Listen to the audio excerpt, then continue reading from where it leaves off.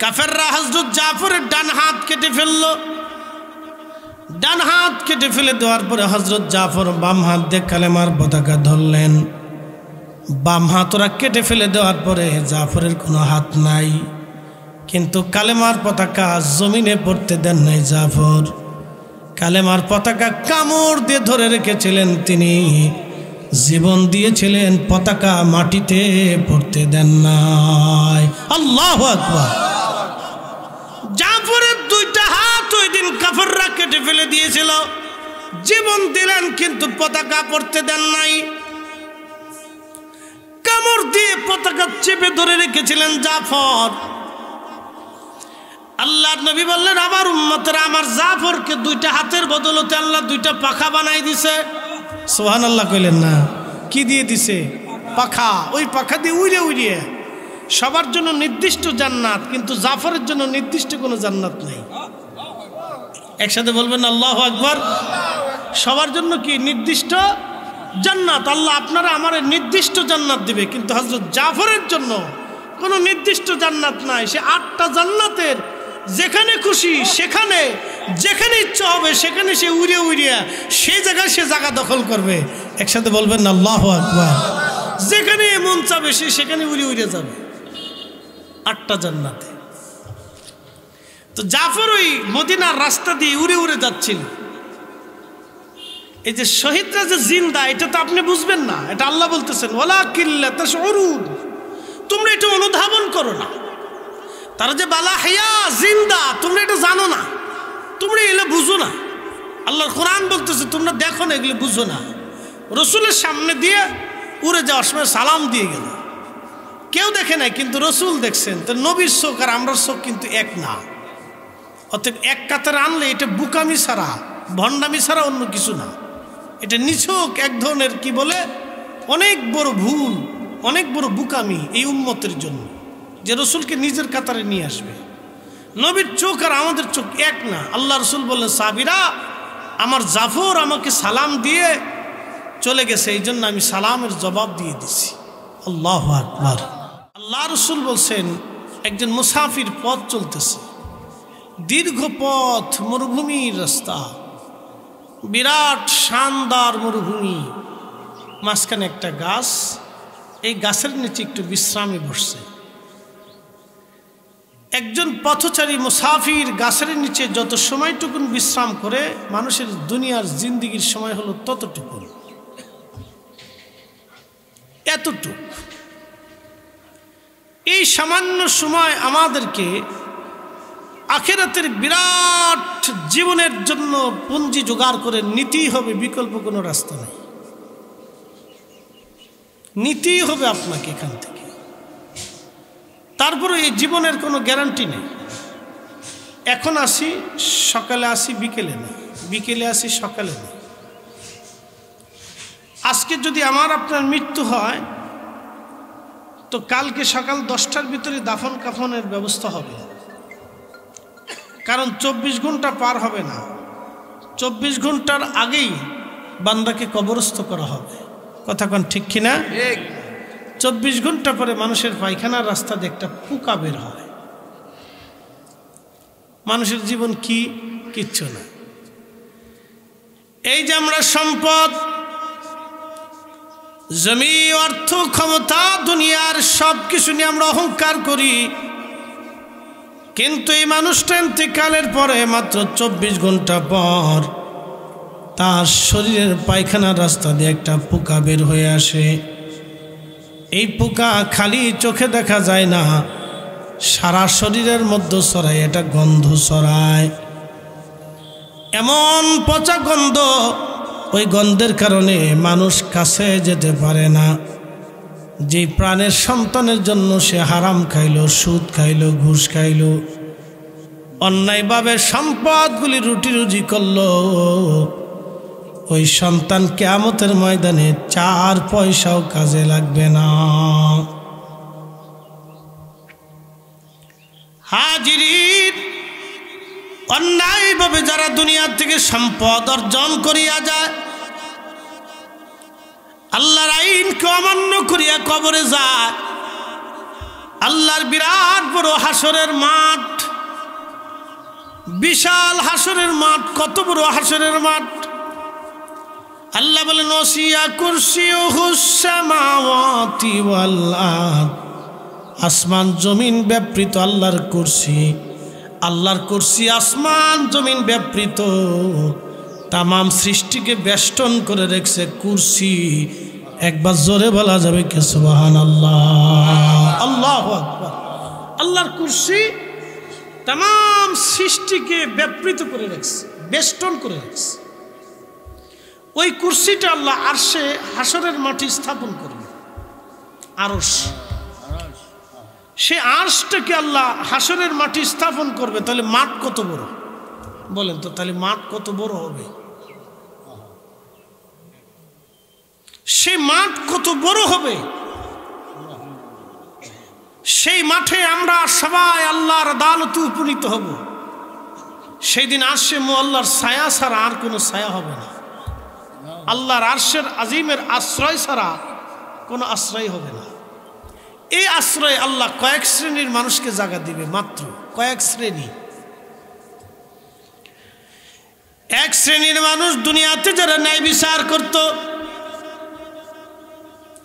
দুনিয়ার মধ্যে যারা ন্যায় বিচার করত, ওই হাসরের মাঠে আল্লাহ তাদের আরশে মুআল্লার নিচে আশ্রয় দিয়ে দিবে, জায়গা বরাদ্দ করে দিবে। দুনিয়াতে যারা ন্যায় বিচার করত।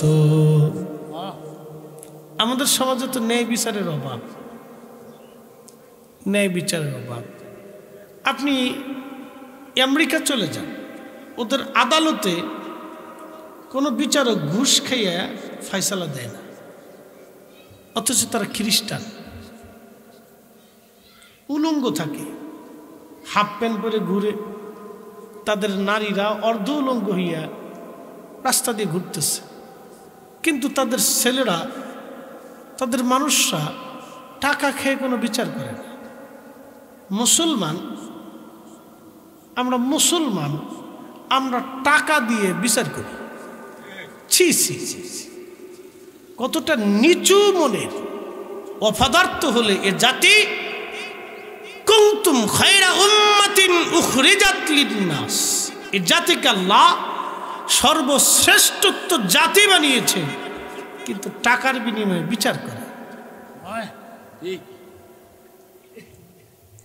টাকার বিনিময়ে মামলার এপিঠ ওপিঠ করতেছে। টাকা দিলে মামলা এপিঠ হয় ওপিঠ হয়, সত্য মিথ্যা হয়, মিথ্যা সত্য হয়ে যায়। ছি ছি ছি, মানুষ! আপনি কল্পনা করতে পারবেন, এটা মানুষ। এরা সমাজের আবার অনেক বড় কিছু। টাকা দিলেন মামলা মিথ্যা, টাকা দিবেন মামলা সত্য। টাকা দিবেন বিচার আপনার পক্ষে, টাকা দিবেন না রায় আপনার পক্ষে নেই। মানুষ, মুসলমান। বাপের নাম আব্দুল করিম, ছেলের নাম আব্দুর রহিম, মার নাম মর্জিনা বেগম, বাসিন্দা বাংলাদেশি, ধর্ম ইসলাম। পাসপোর্টে বলেন, এরপরে আপনার কি বলে আইডেন্টি কার্ড বলেন, বায়োডাটা ঠিক আছে, ধর্ম ইসলাম, কিন্তু টাকা দিলে এপিট, টাকা দিলে সেপিট, মুসলিম। মুসলমান, দুঃখজনক আর কি। কিন্তু আমেরিকা চলে যান, ওরা অর্ধ উলঙ্গ থাকে, টাকা দিয়ে কোনোদিন কাজ করাতে পারবেন না। ইউরোপে চলে যান, সহজে পারবেন না। ঘুষ আছে, দুর্নীতি আছে, না তাই না, নাই যে তা না, কিন্তু আমার দেশের মতো এত ব্যাপক না। নাস্তিক, আল্লাহ খোদা কিচ্ছু মানে না, কিন্তু টাকা দিয়ে আপনি মামলার এপিট ওপিট করেন। খাবারে ভেজাল মিশাই না, বিষ মিশাই না, 2 নম্বরই করে না। প্রিয় কুমিল্লার ভাইরা, খুবই মনোযোগ দিয়ে শুনিয়া যান। আল্লাহ রাসূল বলেন, ওই কঠিন হাসরের মাঠে আল্লাহর আরশে মুআল্লার আশ্রয় পাবে ওই ব্যক্তি দুনিয়ার মধ্যে যে ন্যায় বিচার করে, দুনিয়ার মধ্যে যে অন্যায় বিচার করে না, ন্যায় বিচার করে, এই লোকটা কিয়ামতের ময়দানে আরশে মুআল্লার নিচে তার জায়গা বরাদ্দ হবে। একবার জোরে বলা যাবে কি সুবহানাল্লাহ।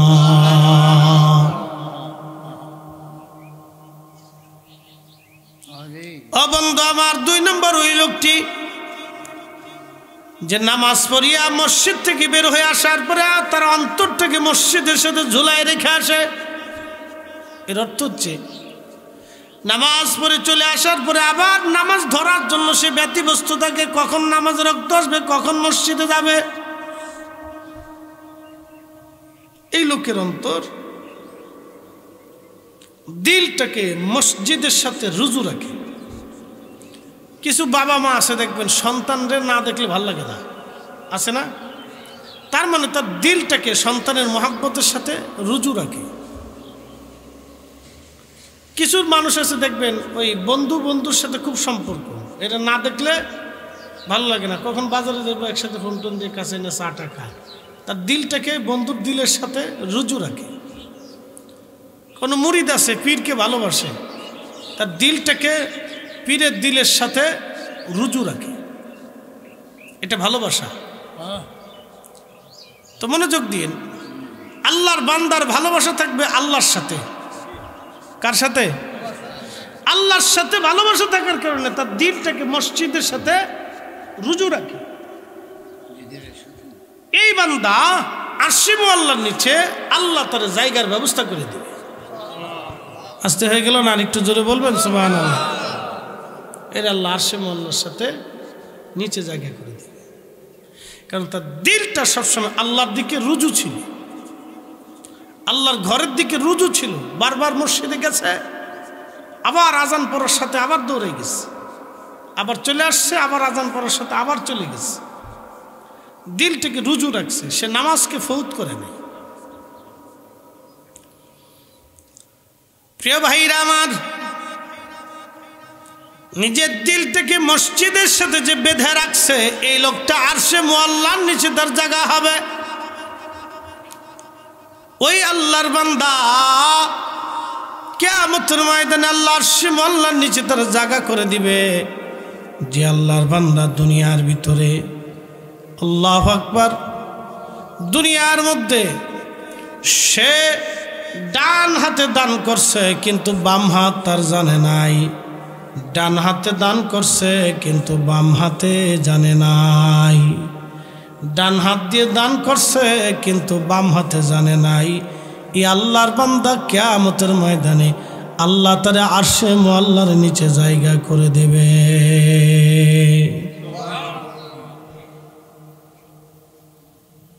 ডান হাত দিয়ে দিছে, বাম হাতে জানছে না, একবারে স্রেফ আল্লাহকে খুশি করার জন্য দিছে, দুনিয়ার কোনো বাহাবার জন্য দেয়নি। কিন্তু আমাদের দেশের সিস্টেম হয়ে গেছে ভিন্ন। নাফসানিয়তের কুখায়েশ বান্দাকে শুধু দুনিয়ার ক্রেডিট হাসিলের জন্য দান করাকে উৎসাহিত করে। কেউ দান করে যাতে দুনিয়ার থেকে সে মানুষ তাকে দানবীর বলে। কিয়ামতের ময়দানে কিছু মানুষ ভুরি ভুরি আমল নিবে কিন্তু জাহান্নামে চলে যাবে। তার ভিতরে 1 নম্বর ওই ব্যক্তি যে দুনিয়াতে দান করত। আল্লাহ রাসূল বললেন কিয়ামতের ময়দানে এই দানশীল ব্যক্তিকে ডাকা হবে, ও আমার বান্দা, দুনিয়ার মধ্যে তুমি কেন দান করতে বলো? আল্লাহর বান্দা ডাক দিয়ে বলবে, আল্লাহ তোমারে খুশি করার জন্য দান করতাম। আল্লাহ বলেন, না, মিথ্যা কথা বলছো, মিথ্যা বলছো, তুমি আমারে খুশি করার জন্য দান করো নাই। মানুষ যাতে তোমাকে দানবীর বলে, দানশীল বলে, দুনিয়ার ক্রেডিট হাসিল করার জন্য তুমি দান করছো। বান্দা যাও, দুনিয়ার মানুষ তোমার দানশীল বলছে, দানবীর বলছে, এবার দুনিয়াতে তুমি এর বেনিফিট পাইছো, আখিরাতে আজকে তুমি আমার কাছে আর কিচ্ছুই পাবা না। কি সর্বনাশ হয়ে গেল! দুনিয়াতে কোটি কোটি টাকা দান করছে কিন্তু বেনিফিট জিরো, কিচ্ছু পাইল না। আল্লাহ রাসূল বলেন, এই লোকটার হাত পা গুলি বাঁধিয়া জাহান্নামের আগুনের শিকল দিয়ে বেঁধে হাসরের মাঠে উপর করে টেনে টেনে টেনে টেনে তার জাহান্নামে নিয়ে যাওয়া হবে। সেই দিন হায় আফসোস, দুনিয়াতে সে দান করলো কিন্তু একটা অর্থ সে বেনিফিট পাইল না। এই জন্য আল্লাহ বললেন, ইয়া আইয়ুহাল্লাযীনা আমানু দুখুলু ফিস-সিলমি কাফা। এই ইমানদার, ইসলামের ভিতরে আসলে পরিপূর্ণ মতো আসো। সুবহানাল্লাহ বলা যাবে? কি মতো? পরিপূর্ণ মতো আসো, একবারে পরিপূর্ণ দাখিল হও। ইসলামের মধ্যে আসলে পরিপূর্ণ মতো তুমি আসো। ওয়ালা তাত্তাবিউ খুতুওয়াতিশ শাইতান, তুমি শয়তানের ইত্তেবা করিও না, শয়তানের অনুকরণ করিও না। শয়তান যে কাজ করে তুমি সেই কাজ করিও না, শয়তান যে কাজ করে তুমি সেই কাজ করিও না, শয়তান যে কাজ করে সেই কাজ তুমি করিও না। ইন্নাহু লাকুম আদুউম মুবিন, সে প্রকাশ্য দুশমন। কোটি কোটি টাকা দান করলো কিন্তু দানের বেনিফিট নাই। কারণ কি? শয়তান থেকে ধোঁকা দিয়েছে। দুনিয়ার ক্রেডিট তুমি নাও, মানুষ দানশীল বলবে এটা তুমি নাও, বাস সে সেটা নিয়ে নিছে, আখিরাত বরবাদ। আর এক বান্দাকে আল্লাহ ডাক দেবে, বান্দা তুমি কেন নামাজ পড়ছো? বান্দা বলবে, রব আমি নামাজ পড়ছি তোমারে খুশি করার জন্য। আল্লাহ বলবেন, না, তুমি আমারে খুশি করার জন্য নামাজ পড়ো নাই, মানুষ যাতে তোমার মুসল্লি কয়, নামাজি কয়, সেই জন্য তুমি নামাজ পড়ছো। ফাওয়াইলুল লিল মুসাল্লিন আল্লাযীনা হুম আন সালাতিহিম সাহুন। মানুষ যাতে তোমার নামাজি বলে, সেই জন্য তুমি নামাজ পড়ছো। মুসল্লি যাতে বলে, যাও তুমি কিছু পাবা না। আল্লাহ তার গলার মধ্যে, হাতের মধ্যে রশি বেঁধে বেঁধে টেনে টেনে জাহান্নামে নিয়ে যাওয়া হবে। নামাজ পড়ল কিন্তু জান্নাত তার হইল না, শুধুমাত্র সুন্দর নিয়ত না থাকার জন্যে। তাহলে আমাদের সালাত কার জন্য হবে? আল্লাহর জন্য, আল্লাহকে খুশি করার জন্য। শোনেন, নামাজের মধ্যেও শিরিক আছে। আমাদের দেশে তো অনেকে বুঝে না, খালি কয় মাজারে গেলে শিরিক, পীরের কাছে গেলে শিরিক। না, নামাজেও শিরিক আছে। বলে, হুজুর এটা কি? আমি আজকে ব্যাখ্যা দিচ্ছি। কুল ইন্না, নিশ্চয়, সলাতি, সলাত আমি আল্লাহর জন্য। কার জন্যে? একসাথে বলতে হবে, কার জন্যে? শিরিক কিভাবে হয় বুঝাইতেছি। আমি মসজিদের খতিব, প্রত্যেক জমাতে অনেক মুসল্লি হয়, 4 থেকে 5 হাজার, কয়েকশো আলেম থাকে চারপাশে, 10-12টা মাদ্রাসা চারপাশে হাউজিংয়ে। তো আমি নামাজে দাঁড়াইলাম, সুন্নত নামাজে ধরেন দাঁড়াইছি। এখন আমি চিন্তা করলাম যে এত ফিসে আলেম ওলামা, এত মুসল্লি, নামাজ যদি একটু ঢকমতো না পড়ে তো মুসল্লিরা কি করবে? কথা বুঝছেন? আমি নামাজে দাঁড়াইছি, আর অন্তরে খেয়াল আসলো যে এত মুসল্লি পিছনে নামাজ যদি ঢক মতো না পড়ি, লেভেল মতো না পড়ি, মুসল্লি কি করবে? যখনই অন্তরে খেয়াল আসবে যে মুসল্লি কি বলবে, তখনই নামাজে শিরিক। কারণ আপনি আল্লাহর ভয়ে নামাজে দাঁড়ান নাই, আপনি মুসল্লির ভয়ে দাঁড়াইছেন। কার ভয়ে? মুসল্লির ভয়ে দাঁড়াইছেন, আপনি আল্লাহর ভয়ে দাঁড়ান নাই। তখনই নামাজের ভিতরে শিরিক আসবে। ভয়টা আল্লাহ থেকে জুদা হইয়া মুসল্লির দিকে চলে গেছে। আপনি আল্লাহ বাদ দিয়ে মুসল্লিরা ভয় পাইছেন, আপনার নামাজের ভিতরে শিরিক ঢুকে গেছে। প্রিয় উপস্থিতি, কিছু নামাজ আছে সামাজিক নামাজ। বিচার সালিশে বসছে, ইমাম সাহেব হুজুর বলল, আসেন জোহরের আজান পড়ছে, নামাজটা পড়ে লই। তো ওইখানে এমনও লোক আছে যারা মুইতেও পানি লয় না, আছে না নাই? পেশাব করেও পানি লয় না। ওরা চিন্তা করলো, এখন যদি ঢক মতো নামাজ না পড়ি মসজিদে যদি না যায় তাহলে মুসল্লিরা কি করবে, এলাকার মানুষ কি বলবে, সমাজ কি বলবে। সে সমাজের ভয়ে নামাজে গেছে, আল্লাহর ভয়ে যায় নাই। তার নামাজ তো হইলই না, নামাজে শিরিক ঢুকে গেছে। সে আল্লাহ বাদ দিয়া সমাজরে ভয় করছে, এটা শিরিক। এখানেও শিরিক। প্রিয় হাজিরিন, খুবই মনোযোগ দিয়ে শুনিয়া যান। এই জাতীয় যত নামাজ আছে সব শিরিকের অন্তর্ভুক্ত। এই জন্য আল্লাহ বললেন, قد أفلح المؤمنون الذين هم في صلاتهم خاشعون।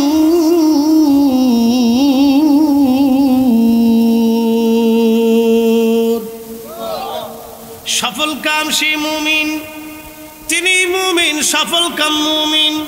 মুমিনের পরিচয় আল্লাহ দিয়েছেন, সফল কাম মুমিন ওই ব্যক্তি হবে যে সালাতের মধ্যে খুশু অবলম্বন করে একাগ্র চিত্তে শুধু আল্লাহকে খুশি করার জন্য নামাজে দাঁড়ায় যায়। এই লোকটা হলো মুমিন। মুমিন মুমিন একসাথে যারা বলেন সুবহানাল্লাহ। তাহলে সালাত কার জন্য? কার জন্য? আবার আছে কেউ বিয়াই নামাজ বলে, হুজুর বিয়াই নামাজ কি বলতেছি? আমরা কুমিল্লাতে ধরেন বিয়ে সাহেব ছিল, বিয়ে সাহেবের বাড়ি সাতপুর, এখন বিয়ে নামাজ পড়ে না, বুঝছেন না?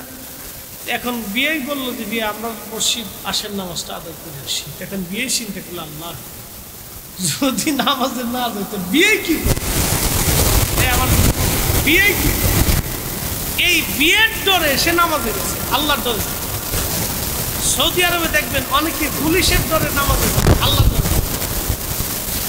কথা কান না কেন, যারা সৌদি থাকছে তারা অনেকে পুলিশের ডরে নামাজ চিন্তা করে, না গেলে মামলা করবে, জরিমানা করবে, ওই ডরে নামাজ।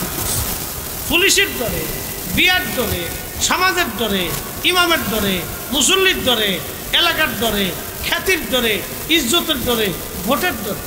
আবার কেউ নির্বাচন আসলে ভোটের ডরে নামাজে যায়, এতে কিন্তু নামাজ পড়ে না। কিন্তু চিন্তা করলে এখন যদি নামাজ না পড়ি তো লোকজন কবে যে যারে ভোট দিবে তো নামাজই পড়ে না। হাতায় ভোটের ডরে নামাজে গেছে, কি কথা কন না কে? সে আল্লাহর ডরে নামাজে যায় না, তাহলে এই নামাজের ভিতরে কি ঢুকছে? শিরিক ঢুকছে। এই জন্য ফাওয়াইলুল লিল মুসাল্লিন আল্লাযীনা হুম আন সালাতিহিম সাহুন।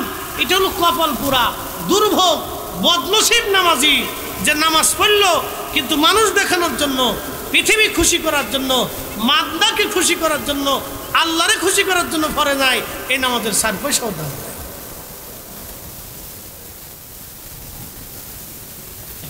শেষ।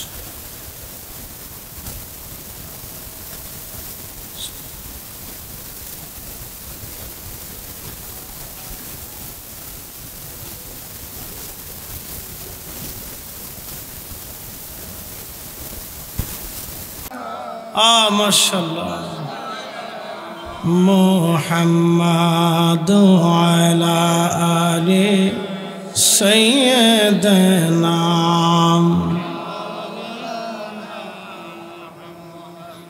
লা ইলাহা জোরে লা ইলাহা ও লা ইলাহা حسبي ربي جل الله ما في قلبي غير نور محمد نور محمد قل لا إله إلا الله لا ইলাহা ইল্লাল্লাহু মুহাম্মাদুর রাসূলুল্লাহ সাল্লাল্লাহু আলাইহি ওয়াসাল্লাম। মাশাআল্লাহ। তো বলছিলাম যে সালাত আল্লাহর জন্য হতে হবে, এই নামাজটা খেয়াল রাখতে হবে। প্রিয় উপস্থিতি, কিয়ামতের ময়দানে ওই শহীদকে আল্লাহ ডাক দিবে, শহীদ তুমি বলো কেন তুমি জিহাদের ময়দানে কাটাইছ? শহীদ ডাক দেবে, বলবে রব আমি কিয়ামতের ময়দানে কাটাইছিলাম, এই জন্যেই আমি জিহাদের ময়দানে কাটিয়েছিলাম, এই জন্যেই যে আল্লাহর পথে শহীদ হয়ে আমি তোমাকে খুশি করব। দিন প্রতিষ্ঠিত করার জন্য জিহাদে গিয়েছিলাম। সেই দিন আল্লাহ শহীদকে ডেকে বলবে, শহীদ রে, তুমি দিন প্রতিষ্ঠিত করার জন্য যাও নাই, তুমি গিয়েছিলা মানুষ যাতে তোমাকে বীর শ্রেষ্ঠ বলে, বীর বিক্রম বলে, এই দুনিয়াবি ক্রেডিট হাসিল করার জন্য তুমি যুদ্ধের ময়দানে গিয়েছ। শহীদ, আজকে তুমি কিছুই পাবা না।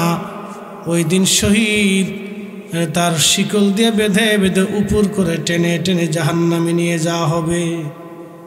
চিন্তা করেন তো একজন শহীদের মর্যাদা কত। আল্লাহ রসুল বলছেন, শহীদরা শাহাদাত বরণ করার সাথেই জান্নাত দিয়ে দেন। সুবহানাল্লাহ বললেন না? মৃত্যুবরণ করার পরেই আল্লাহ তার জান্নাত দিয়ে দেয়, মানে শাহাদাতের পরেই শুধু জান্নাত, তার জীবনের কোনো হিসাব আল্লাহ টান দেয় না। কিন্তু শুধু নিয়তের কারণে তুমি কেন শহীদ হইছো বলে দিন প্রতিষ্ঠা বলে না, মানুষ তোমাকে দান কি বলে বীরশ্রেষ্ঠ বলবে, এই জন্য তুমি শহীদ হইছ। বীর বিক্রম বলবে, এই জন্য তুমি শহীদ হইছ। আগের যুগে এই মানুষরা যুদ্ধে যাইতো নিজের গৌরবত্ব দেখানোর জন্য। বংশের, আমরা এই বংশের লোক, আমরা খুব মারামারি করতে পারি, খুব কাইজে করতে পারি, যুদ্ধ করতে পারি।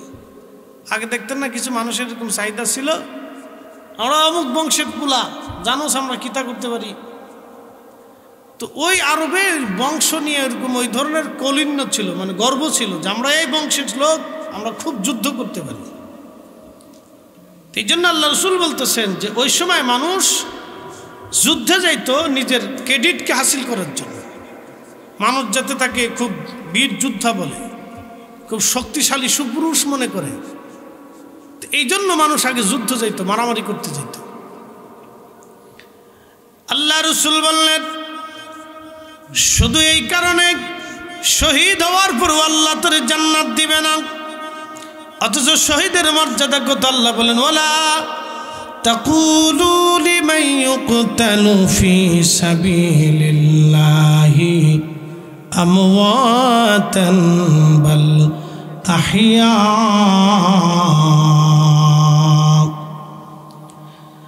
আল্লাহর পথে যারা জীবন দেয় তাদেরকে মরা মনে করিও না, তারা জিন্দা। বাল আহইয়া ওয়ালাকিন লা তাশউরুন, তারা যে আল্লাহর পথে জিন্দা তোমরা সেটা বুঝো না, অনুধাবন করো না। আল্লাহর পথে যারা জীবন দেয় তোমরা তাদেরকে মরা মনে করিও না, তারা জিন্দা। আমার দিকে তাকান, খাসাইসুল কুবরাতে আল্লামা ইমাম সুয়ুতি রাহিমাহুল্লাহ একটা ঘটনা লেখেন। একদিন নবীজি রাস্তা দিয়ে হেঁটে যাচ্ছে, মদিনার পথ দিয়ে, সাহাবীরা সাথে। নবীজি সালামের জবাব দিয়ে বলেন, ওয়ালাইকুম আসসালাম ওয়া রাহমাতুল্লাহ। সাহাবীরা বলে, ইয়া রাসূলুল্লাহ, আপনারা তো কেউ সালাম দিল না, আপনি সালামের জবাব দিলেন, বিষয়টা বুঝলাম না। আল্লাহর নবী বলেন, আমার জাফর আমার সামনে দিয়ে উড়ে যাওয়ার সময় আমারে সালাম দিয়ে গেছে। আমার জাফর আমাকে উড়ে যাওয়ার সময় সালাম দিয়ে গেছে, এই জন্য আমি আমার জাফরের সালামের জবাব দিলাম। একসাথে বলবেন সুবহানাল্লাহ।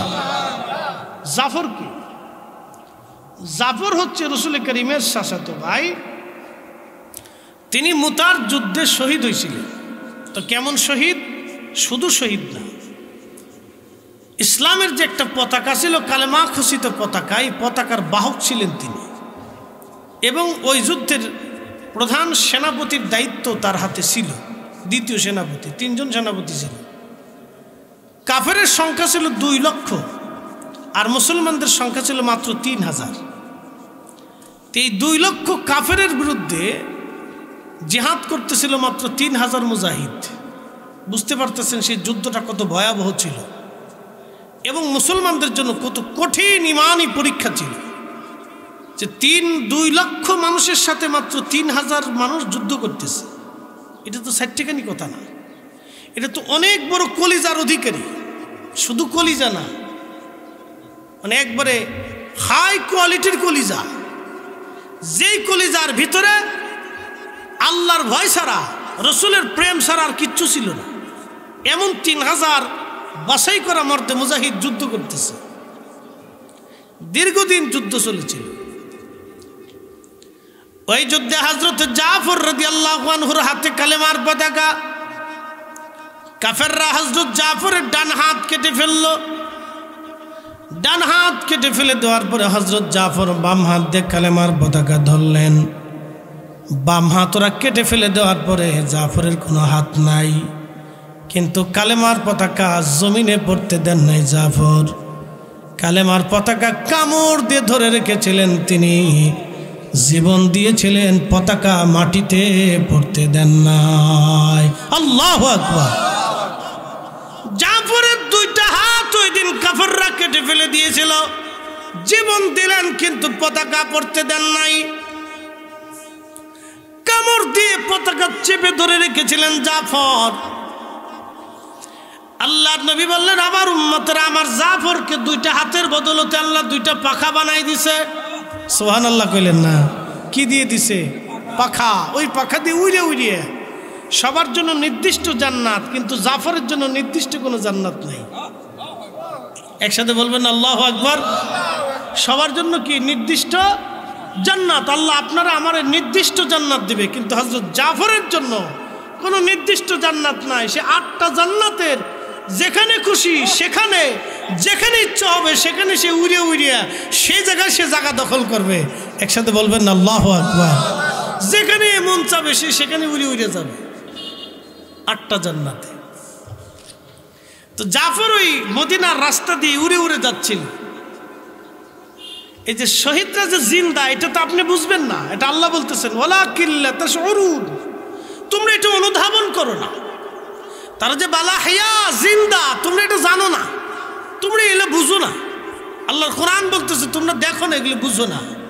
রসুলের সামনে দিয়ে উড়ে যাওয়ার সময় সালাম দিয়ে গেল, কেউ দেখে নাই, কিন্তু রসুল দেখছেন। তো নবীর চোখ আর আমরার চোখ কিন্তু এক না। অতএব এক কাতারে আনলে এটা বুকামি ছাড়া, ভণ্ডামি ছাড়া অন্য কিছু না। এটা নিছক এক ধরনের কি বলে অনেক বড় ভুল, অনেক বড় বুকামি এই উম্মতের জন্য, যে রসুলকে নিজের কাতারে নিয়ে আসবে।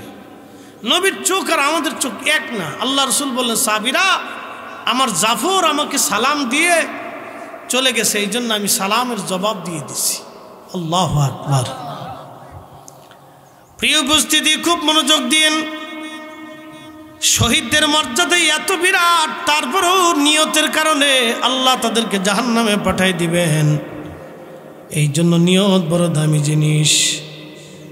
এরপরে আল্লাহ ডাক দিবে আলেমদেরকে, আমরা আল্লাহ ডাক দিব।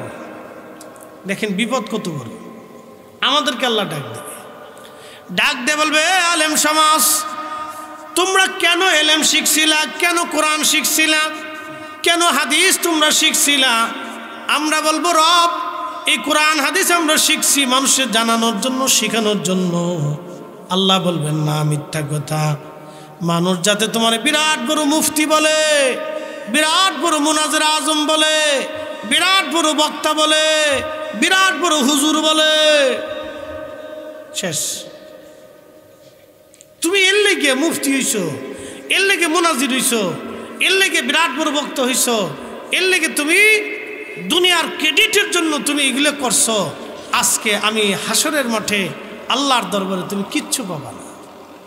দুনিয়াতে মানুষ তোমার বিরাট বড় মুনাজির আজম, বিশ্ববিখ্যাত, অমুক তমুক, লেতা খেতা ছাতা ফেতা বহুত কিছু দিছি, আমার নামে কিছু লাগাইলে আমার কাছে খারাপ লাগে। ধর্মিয়া নামটা লিখে তো এত কিছু লাগে, কারণ মানুষ কি আমার ক্রেডিট দেখে ওয়াজ শুনতে হইব? মানুষ আমার ওয়াজ শুনে এরপরে কই বোঝে না হুজুর ওয়াজ পারে,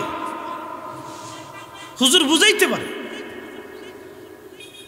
তো মনোযোগ দিয়ে, দুনিয়ার এই ক্রেডিটের জন্য বিরাট বড় মুফতি, অনেক বড় আলেম, বিরাট বড় মুনাজির, এইগুলি কবে মানুষ তোমার এইগুলির জন্য তুমি আলেম হইছ। অতএব দুনিয়ার থেকে তোমার মানুষ অনেক কিছু কইছে, তুমি এগুলি বাসনা করতে, কামনা করতে। অতএব আজকে হাসরের মাঠে আমি আল্লাহর কাছে কিচ্ছু পাবা না, শেষ। আমরা জীবনে যত তাকাব্বুরি আছে এক নিমিষে শেষ, এক মুহূর্তের মধ্যে আমরা শেষ। তাহলে বোঝা গেল এরকম আমরা আলেমদের ভিতরে হাজার হাজার আলেম কিয়ামতের মাঠে ধরা পড়ে যাবে। প্রিয় উপস্থিতি, এই জন্য এইগুলো আমাদের বোঝা বড় দরকার।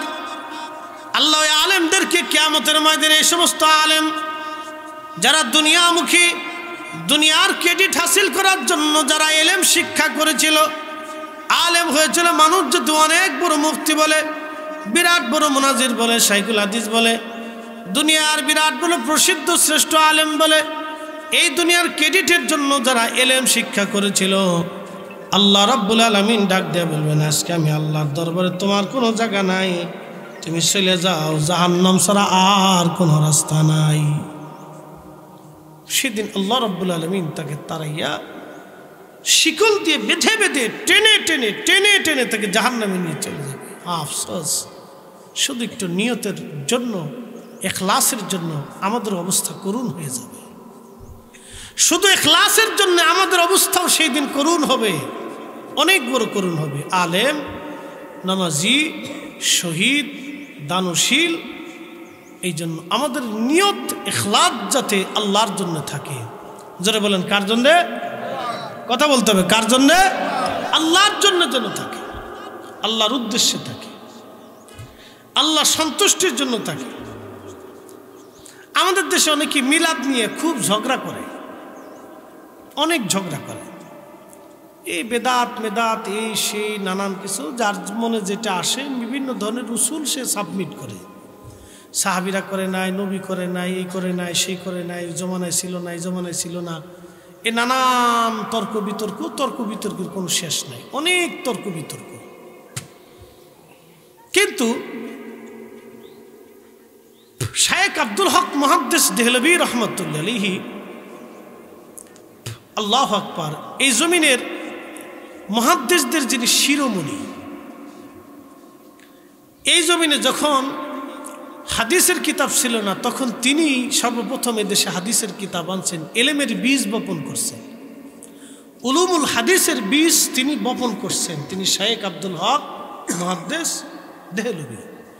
এদেশে ইসলামের বীজ বপন করছে কারা? অলিরা। কথা ঠিক কিনা?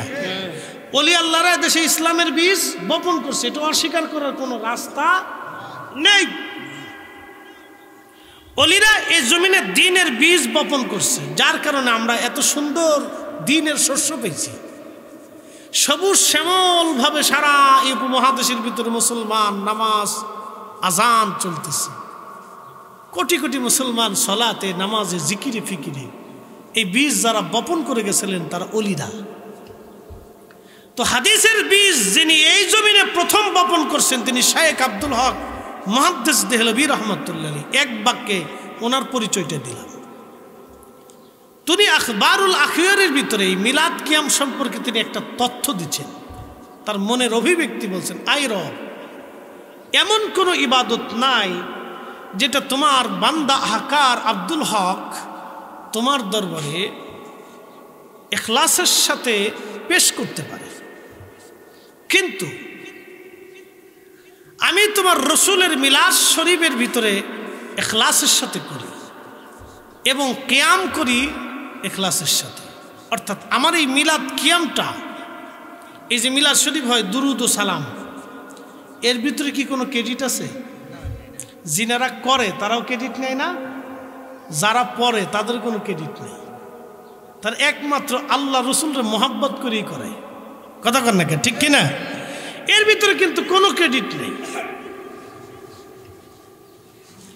কোনো ক্রেডিট নেই। যিনি দেয় তারও ক্রেডিট নেই, কারণ যিনি দেয় তিনি খরচা করে, তার কোনো ক্রেডিট নেই। সে একটা ক্রেডিট যে আমার মুসল্লিরা আসবে, সবাই আমার আব্বা আম্মার জন্য দোয়া খায়ের করে, আমার পূর্বপুরুষ গ্রামবাসীর জন্য যাতে দোয়া করে, দোয়ার একটা ইচ্ছা পোষণ করিয়া ইখলাসের সাথে এই কাজটা করে।